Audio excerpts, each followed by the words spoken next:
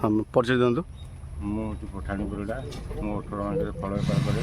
ସୋମବାର ଦିନ ମାର୍କେଟ ବନ୍ଦ ଥିବାରୁ ରବିବାର ଦିନ ମୁଁ ଗୋଟେ ଗ୍ରାମକୁ ପଳାଇଥିଲି ବାପାଙ୍କ ଦେହ ଖରାପ ବୋଲି। ମୁଁ ଆସିଲା ବେଳକୁ ଶୁଣିଲା ବେଳକୁ ସୋମବାର ଦିନ 2ଟା ସାଢ଼େ 2ଟା ଭିତରେ କରେଣ୍ଟ ସର୍ଟକଟ୍ ନିଆଁ ଲାଗିଯାଇଛି।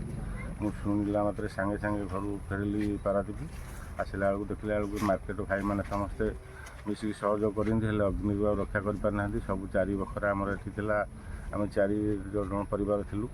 କିନ୍ତୁ ଦେଖିଲା ବେଳକୁ କାହାର ଆଉ ନାହିଁ, ସର୍ବଶାନ୍ତ ହୋଇଯାଇଛି। ମୁଁ ତା ଭିତରେ ମୋର ବି ବହୁତ ଆସବାବପତ୍ର ପୋଡ଼ିଯାଇଛି।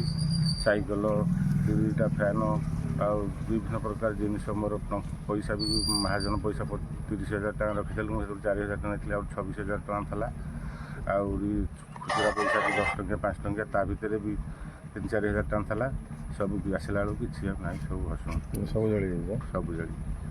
ଆଉ କେଉଁ ପ୍ରଶାସନ ଆସିଛନ୍ତି, ଆଉ କ'ଣ ସୁବିଧା ମିଳିଛି? ପ୍ରଶାସନ ଆସିଥିଲେ, ଆମର ମ୍ୟୁନିସିପାଲିଟି କାଲି ଆସିଥିଲେ, ଆଉ ଆମର ଚେୟାରମ୍ୟାନ୍ ବାବୁ ଆସିଥିଲେ, ଆଉ ସେ ଅଫିସକୁ ଡକେଇକି ଦରଖାସ୍ତ ଲେଖିବା ପାଇଁ କହିଥିଲେ, ଆଉ ପଲିଥିନ୍ ଦେଇଥିଲେ।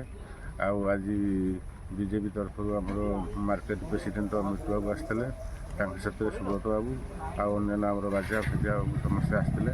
ଆସିକି ଆମକୁ ଏଠି ଚାଉଳ ଆଉ ଗ୍ରୋସରୀ ଆଉ ତାପରେ ପଲିଥିନ୍ ସବୁ ସହଯୋଗ କରିଦେଇକି ଦେଇକି ଯାଇଛନ୍ତି।